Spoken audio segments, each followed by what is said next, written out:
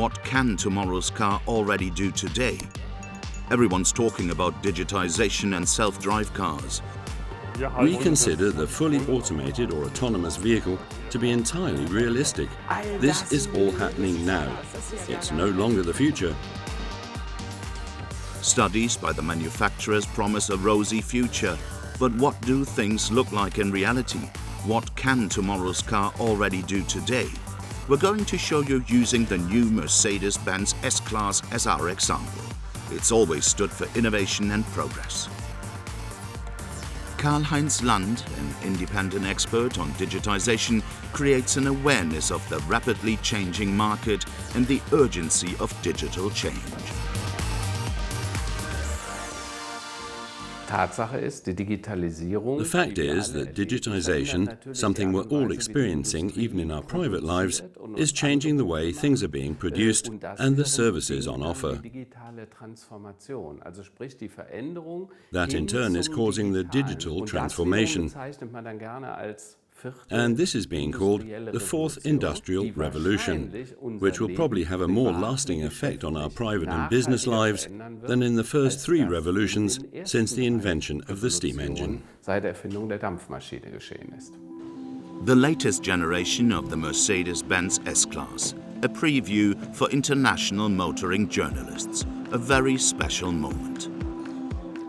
The evolution of intelligent motoring, that's what the Stuttgart car makers are calling this view into the future. At the preview, the international press is not only given information about drive and chassis, but invited to a hands-on experience of the special features of the Mercedes-Benz S-Class.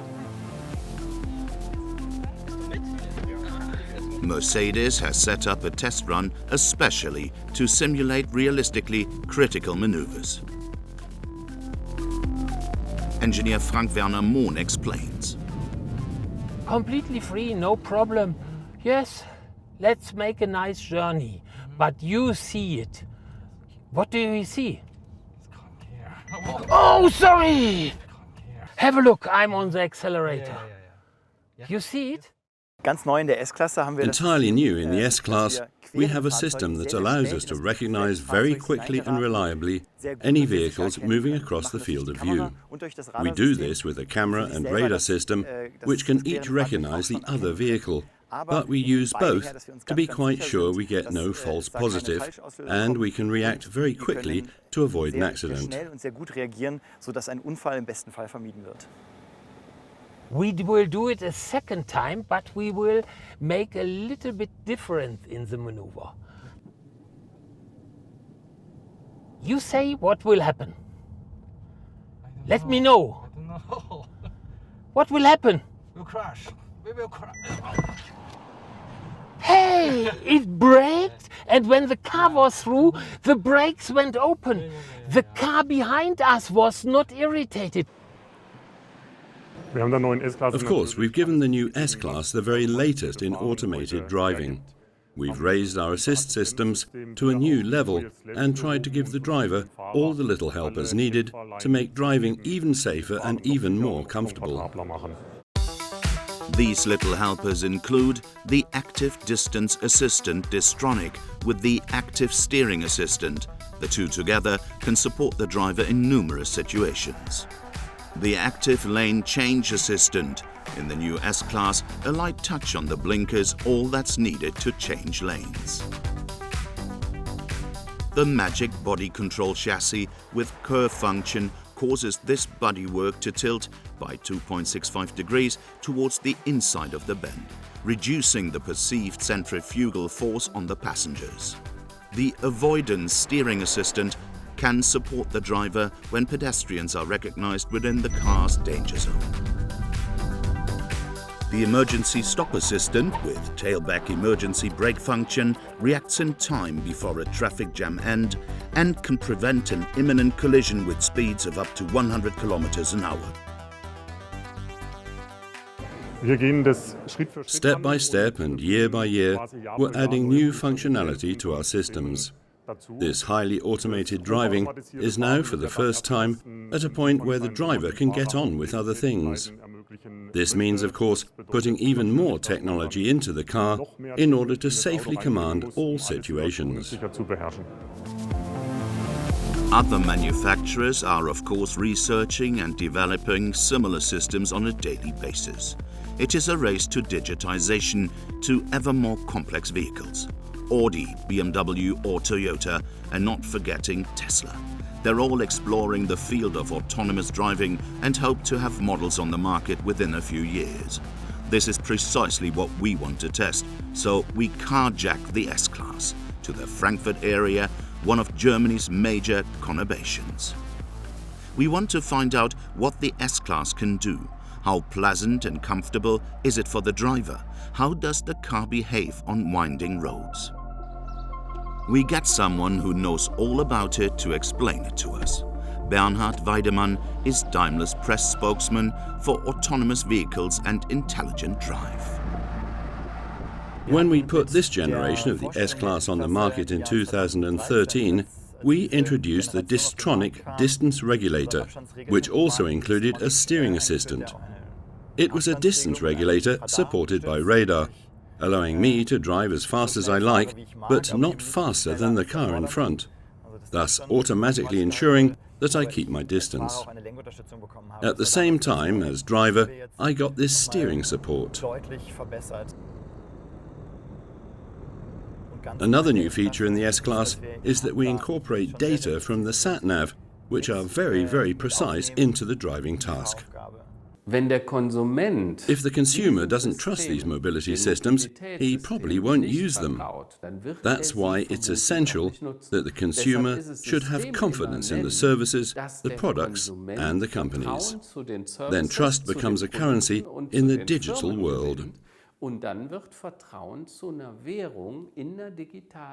I think this will help us all to introduce the right steps and do the right things to make the systems really digital and safe. Here we're in the driving assistance, and it's getting better and better. It's a bit like a child learning to walk. That's just like us. We learn more and more. In particular, our algorithms keep on improving. The sensory systems are getting better too, so the system we've now got on the market is the best possible at the moment. This is made possible by faster and faster computers and processors that are more and more powerful. Programmed machine intelligence is already monitoring and controlling our vehicles even today. Let's take a short break to look a bit more closely once more.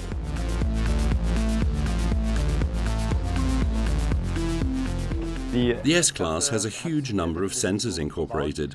I tried to compare it with a human body. We need our eyes, our ears, to find out what's going on around us. It's much the same with a car. We have these two cameras at the top of the windscreen, which together produce a stereo image, much like our two eyes, so that we have three-dimensional vision. But other cars and pedestrians are also recognized in interaction with the radar.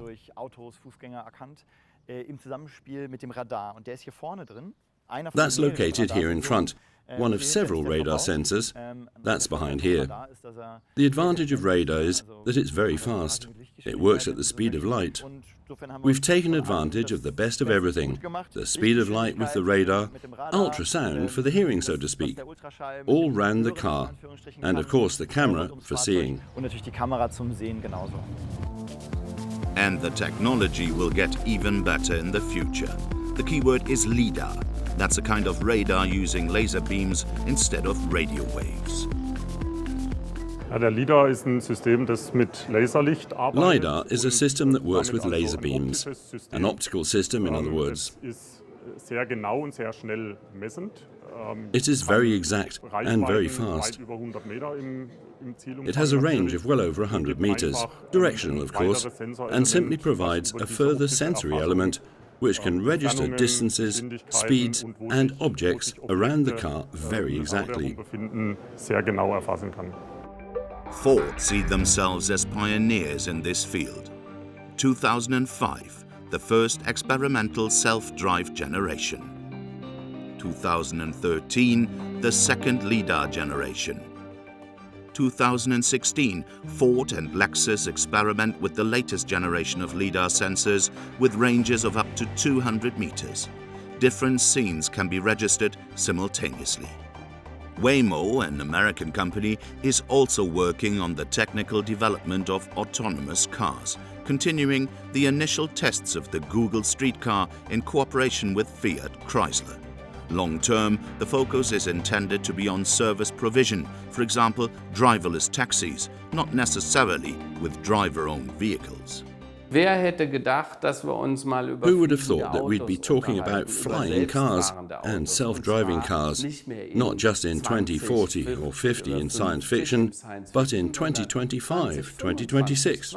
If we combine DNA and digital technology, then we'll have DNA storage. And if we combine car with digital, then we have a self-drive car. And this too is part of the digitization of mobility. At the Mercedes factory, the new S-Class is already driving itself off the assembly line, as a pilot project to start with. Sooner or later, maybe, the cars will be driving themselves to the customer's front door.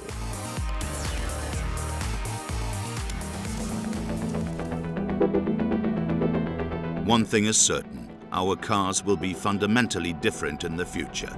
Mercedes have taken a look into the automotive crystal ball and created the concept FO15 as a vision of the vehicle of the future. Communicative, eco-friendly and self-driving. This mobility vision will not be for sale though. And another thing, there are legal issues to be resolved. For example, who is liable if a driverless car causes an accident? Neither we nor the insurers are ruling out the insurability of automated systems in principle. We'll have to assess the risks, of course, which is what insurers do anyway. There'll be discussions about this, but we don't see any fundamental problem. The first trials of driverless cars in German inner cities are taking place in, for example, Düsseldorf and Berlin. Driverless cars will be negotiating traffic quite soon. The Düsseldorf experiment is due to last 25 months, and the test field is already under preparation. The trials use highly accurate digital maps and reliable communication between the vehicle and technical traffic management. In the USA, permits for autonomous driving have been around for some time. Every major car manufacturer is using the land of boundless opportunity for trial drives. One thing is clear, driverless cars are coming. We at Mercedes have test licenses on a variety of courses worldwide. With the E-Class, we had the first series model to get a license for driverless testing in Nevada. But we also have test licenses in California and in Germany, close to our R&D locations. And not least, we're building a large testing area close to here in Immendingen, where we'll have opportunities to test every possible scenario independent of road traffic. We'll encounter more and more of these technical features from innovative concepts on the way to the sustainable robot car.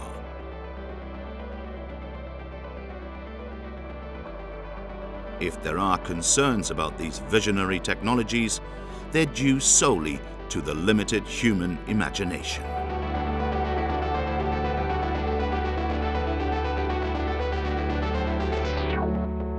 We're working on a fully automated or autonomous vehicle very concretely. It is, of course, the major challenge, but also the ultimate driverless experience, where mobility is made accessible to customers in a completely new fashion. We'll be there in a few years via pilot applications. We'll be seeing small fleets next year already, and we'll get going in a big way in the early 2020s. Megacities are one of the major trends of our age. More and more people are moving in more and more confined spaces. Sustainability here means guaranteeing traffic safety all the same. Software-centered motor vehicles are developing more than ever into self-driving digital devices which can seriously improve road safety. But how will this work? And how safe and roadworthy is digitization really? The crucial question is whether car makers and IT companies can cooperate. For example, in data protection and the cybersecurity of driverless cars. We have to think about the safety of the total system. If we don't, we're being negligent. If we don't, well, the best thing that could happen would be that as a joke, someone sends my car not to work, but somewhere else, when I should be at work. But it could get nasty if I'm doing 180 and someone takes control of my car and aims it at a concrete pillar. That would probably only happen once. Security is a core issue and one we have to concern ourselves with.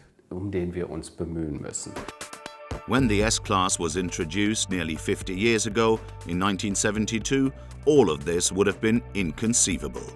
Since then, the Mercedes-Benz S-Class has been the leader in modern automobile technology and remains so to this day. It has always brought innovations to the marketplace, which went on to become standard in other models too. The next step for the future will be the networked car. Worldwide, the automotive sector is one of the driving forces of the digital transformation. At the latest, since the internet giant Google brought out its driverless vehicle, car manufacturers have picked up the gauntlet. The connected car as an intermediate step towards the self-driving car is currently causing upheavals in the automotive sector. We at Mercedes have the competences that these new players are bringing onto the market. And as a result of the synergies between the vehicle expertise and the software competence, we think we're in a good position. Even today, cars have numerous driver assistance systems, but they can't yet alert the drivers to a danger lurking round a bend, for example. Car2X makes more things possible though. Here's a nice example. The virtual warning triangle. Thanks to Car2X, this can be seen much earlier than a physical triangle on the road. Through direct communication with other vehicles in the immediate vicinity, safety-relevant information can quickly be shared. Car2X already plays a big role for us even today. Last year, we were the first manufacturer to integrate it into a production vehicle. The thing about Car2X is that the vehicle sees things that otherwise wouldn't be visible. That means Car2X is a further element towards making driving safer. Whether it's a breakdown or an accident, the driver's told about it before he can see it. A further advantage of Car2X lies in efficiency enhancement. The continuous exchange of information between all road users allows intelligent traffic control, leading both to fuel economies and time saving. An intelligent networked system can reroute vehicles in the case of a tailback or gridlock. Car2X communication is being tested in research projects both by the automotive sector and by independent research organizations. This will allow the advantages to be tried out and improved on the basis of real-life data. But how future-proof and practical is connectivity in today's cars really? Many people have the dream of sleeping or just sitting on the back seat when they go on a long drive. We won't be seeing that today or tomorrow. It'll take a bit of time. The next thing we'll see will be fully automated driving in towns. A vision that may help to avert the threat of total gridlock. Driving in cities is often accompanied by jams, stop and go, or long stops at traffic lights, all of which mean more stress for the driver. But before we get to see fully automated driving in the major cities of our planet, there'll still be occasions when people get driven in special limousines on special occasions. The S-Class, the classic among chauffeur-driven vehicles, is one such eye-catcher. People notice it. We've invited a pro to take the driver's seat. Michael Trux has been a chauffeur for a good 30 years. What he likes about the S-Class is the innovative technology and the unconditional emphasis on passenger comfort. It offers all the things a passenger expects. In the long version in particular, plenty of legroom in the back seats, and generally a comfortable ride. And of course, It makes an impression on the outside too. Michael Trucks has driven high-ranking politicians such as Henry Kissinger and Mikhail Gorbachev, not to mention VIP actors and sports stars. But his bread and butter in Frankfurt consists rather of prominent bankers. He doesn't yet see autonomous driving as an immediate threat to his line of business. There are a few assistance systems in the cars already, of course, but really autonomous or even partly autonomous driving, that's still way in the future. In the long term, those occupations where the driver is associated directly with the car may be faced by a certain danger if the driver is replaced by a robot. I don't see that as a serious problem for our trade at the moment, but in some sectors, they probably ought to be thinking about what the future holds. Back to the testing ground, here's an experimental setup reflecting a daily situation in real life, the end of a traffic queue. A quite new feature in the S-Class is this emergency braking system. It can recognize on the motorway when all the lanes are at a standstill. Maybe the driver's attention has been distracted and he hasn't seen it. The system warns him and performs an emergency stop. This system makes a crucial difference to the prevention of rear-end shunts, especially where traffic is queuing. Frank-Werner Mohn can explain this situation very well too. Tell me, what will happen? Will we crash? It is a soft crash target. Crash. Braking! Braking. And Okay. hey! A little bit scary, really, but everything is okay. It's a very safe experience. It's fantastic and very amazing technique. And this too is part of the digitization of mobility, the crash test. Mercedes-Benz are working on reconstructing accidents even more realistically, if possible. The aim is to prevent accidents or at least reduce their severity by deploying assistance systems. In the age of intelligent assistance systems and from the perspective of autonomous driving, passive safety, that is to say, mitigating the consequences of an accident for those in the car, is a central task of vehicle development. In just 5 years' time, it's thought we'll be seeing self-driving cars on public roads, especially in our big cities. This is how an autonomous city car could look in 2013, as shown by the Daimler study with the Smart Vision EQ42. The self-driving car can be summoned by smartphone and is thus a potential rival for taxi companies and apps like Uber. It's the first Daimler to dispense with paddles and steering wheel completely. So how close are we really to autonomous driving? 40 or 50 years ago, a car was a piece of mechanical engineering. The value creation came 100% from brakes, clutch, engine, gearbox, etc. And now the car is driving itself. So we have the autonomous car. So probably 70 or 60% of the value creation lies in software. In other words, the software is accounting for more and more of the value. Every business must be aware of this.